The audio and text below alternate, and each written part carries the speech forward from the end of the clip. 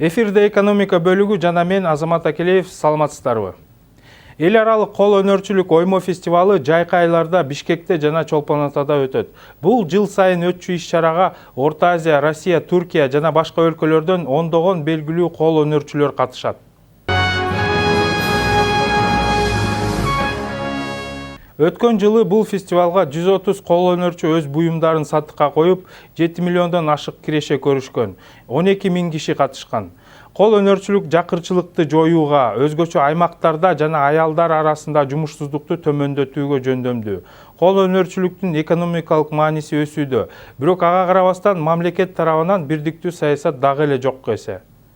В настоящее время ни для кого не секрет, что Акыркы убакта кол өнөрчүлүк биздин өлкөдө алдыга тарткан экономикалык факторлордун бири болуп калды. Алыскы айылдарда жашаган жөнөкөй элдин нан тапкан негизги жумушу болуп калдык десе да жаңылышпайбыз.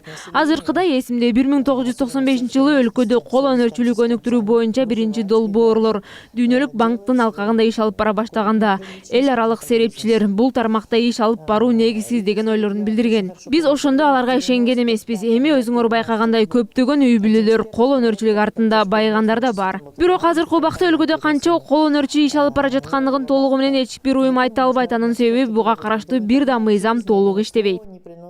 Жалпысынан бул тармактын эки негизги көйгөйү бар. Биринчиси салык жана бажы маселелери, экинчи көйгөй кол өнөрчүлөрдүн ишкердик мүмкүнчүлүктөрүнүн жетишсиздиги, өзгөчө маркетинг, сатуу, каржы жана өндүрүштү башкаруу сыяктуу билимдердин таңсыктыгы.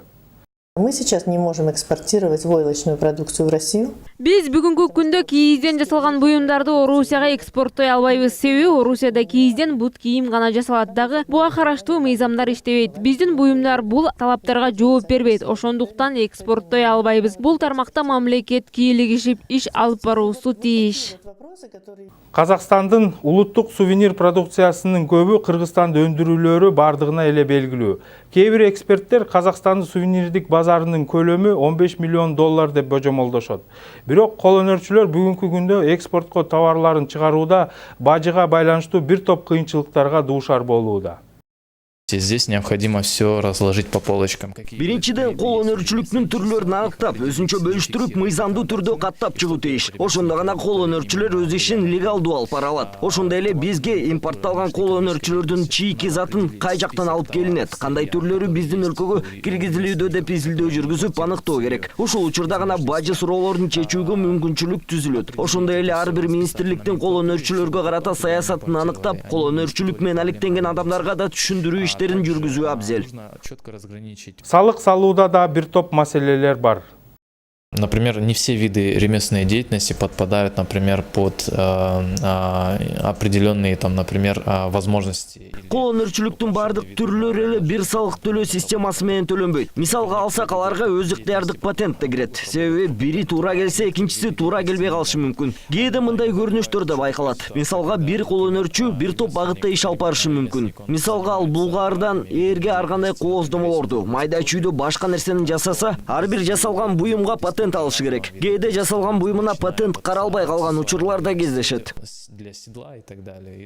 Кол өнөрчүлүк тармагы экономикалык зор мааниден тышкары кыргыз маданиятын жана мамлекеттин аброюн эл аралык чөйрөдө жогору тутууга салымын кошот. Элдин нукура маданиятын сактоого шарт түзөт. Культура — это нечто большее, чем просто культура.